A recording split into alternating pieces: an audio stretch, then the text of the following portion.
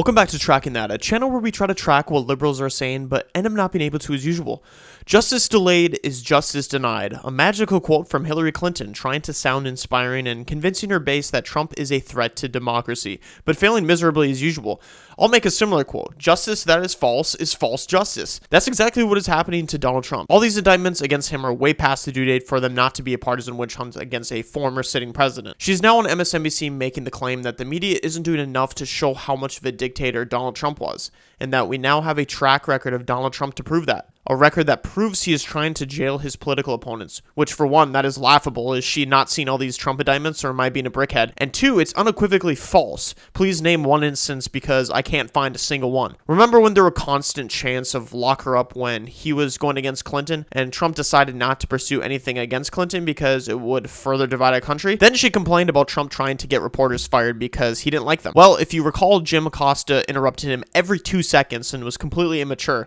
So that argument isn't working. Finally, she's threatening that this may be the last election because Trump won't accept the results of the election. Give me a break. These complaints about him not accepting the election are old. We complained about the last election because we didn't like how it was considered election month, where Trump was beating Biden in a landslide. Then we fall asleep and wake up and they magically found all these new votes. Like, I don't need evidence to suggest that ballot harvesting or mail-in ballots are wrong. They should be illegal, except for chronic elders or members of the military to use these mail-in ballots. That's it. Simply make it a federal holiday, have both sides of the aisle at the booth to make sure the votes are counted properly, and voila, you have a fair election. It's not that complicated. And guess what? It's not racist to require voter ID, unlike Kathy Hochul, who thinks that African Americans are incapable of doing anything in society. Everyone has an ID. Just show up with it. But anyways, here's the MSNBC clip. If you don't want to watch it, I completely understand, because you're probably just going to lose brain cells and I've already explained everything. And sometimes it just gets old talking about her because, like, she just has the same talking points. Threat to democracy, I should have been president, wah, wah, wah. A determined demagogue, unfortunately supported by members of his political party, other enablers,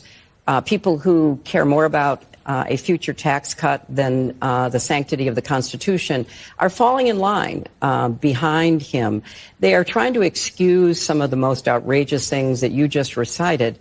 And I don't think the press has done enough to basically say, okay, the circus is here. You can watch the circus, but let's tell you what that means. Let's talk to people who have a real understanding of how dictatorships evolve. Let's look at the people that he admires and what they've already done. You know, back in 2016, we didn't have interviews with him. We didn't have a track record of 4 years in office. You know, there was a lot of speculation, and, you know, I understood that people wouldn't take what I said necessarily as gospel about what I thought could happen. I get that. But now we know. We've seen him and we've heard him.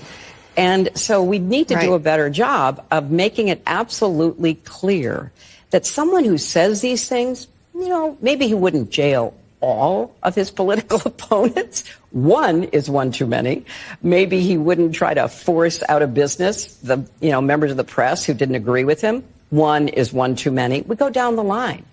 And maybe this would be our last election, because someone who will not accept the validity of an election is someone who doesn't believe in elections. He believes in his own power, his own right to power, and his demand that he be installed regardless of whether he gets the votes or not.